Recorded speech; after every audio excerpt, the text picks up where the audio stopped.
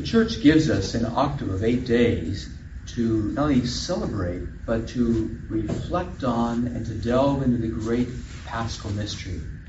The mystery of the Christ who's overcome the power of sin, death, and even the power of hell.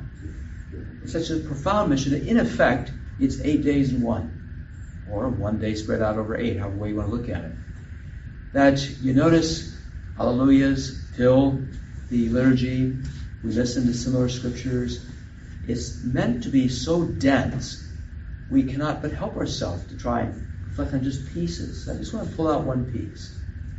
Notice that every single one of the resurrection appearances, which we're going to hear them all played out this week, every single one, there's nothing passive about it. Not only passive about Jesus, but passive about his listeners. He invites them into the experience. So remember the story of the road to Emmaus. He's walking along with them. He's not waving to them as they go by. He accompanies them. And he responds to their invitation. He sits down and he breaks the bread.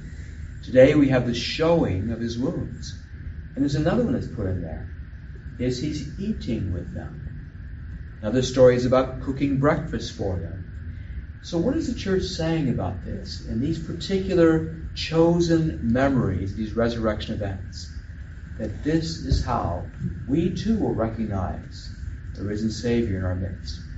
Every single one of these appearances are what we call normal human activities. Talking, walking, eating, sharing, cooking breakfast.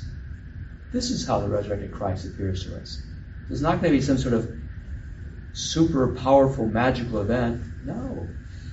And this is why it's so hard for us as believers to accept that this is how Christ wants to appear to us every single day of our life. To our co-workers, to the way that we talk and share and listen, sharing a meal together, driving, whatever it may be.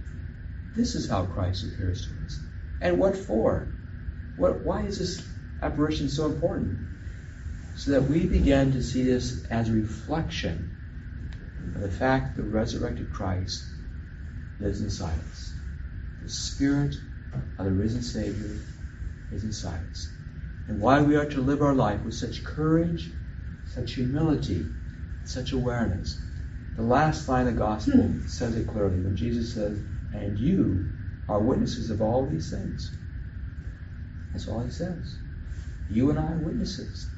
And that's why the last line of the Eucharist is ended. Go and witness the faith. Why Pope Francis has really taken that line seriously.